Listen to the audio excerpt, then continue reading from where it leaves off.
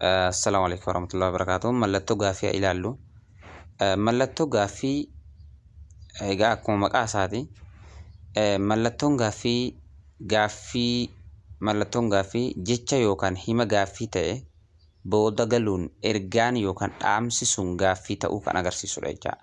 Fakkeenya barreeffamoota hedduu guyyaarraa miseejiidhaan, feesbuukaan, vaayiparaan, telegiraamaan barreessina. Yeroo waan sana barreessinu yaadni sun yaada gaaffii ta'uu yaada maalii akka ta'e kan addaan beennu mallattoo kana yoo fayyadamnedha jechuudha. Fakkeenyaaf ati eessa deemta? Ati eessa deemta? Mallattoo gaaffii. Maaliifii nama kana yeroo eessa deemta jettee gaafattu gara inni deemu san baruudhaaf mallattoo gaaffii yeroo gaafatte namtichi suni gaaffii gaafatamuusaa beekee deebisii laata jechuudha.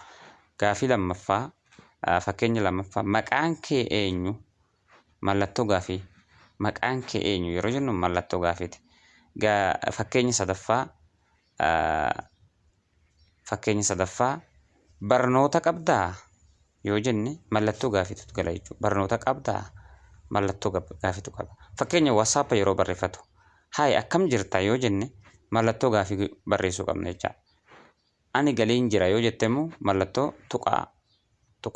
Maaliif yaadni kan kee xumura waan ta'eef gaafirraa bilisa waan ta'eef tuqaa fayyadamte jechuudha. Kanaafuu yaadni kan kee barnoota qabdaa jedhee yoo namni gaafatu namtichi ati gaafatu sun gaaffii isaaf dhiyeessuu isaa wanti beektuun mallattoo gaaffii yoo itti gashite jechuudha. Kanaafuu haala kana hordofaa isin jennee viidiyoon irraa heddummaatti jirti. Maaliif barumsichis babal'ataa dhufa waan ta'eef kanumaa fi suuta jedhaatti hordofaa isin jenna. Assalaamu alaikum warahmatullahi wabarakatuh. Boru inshallah mallattoo tuqlamee mallattoo raajeffannoo waraabbii fi sarara xiqqaa ilaaluu dandeenya. Haga sagantaatti aan walitti deebinutti fayyaan jira.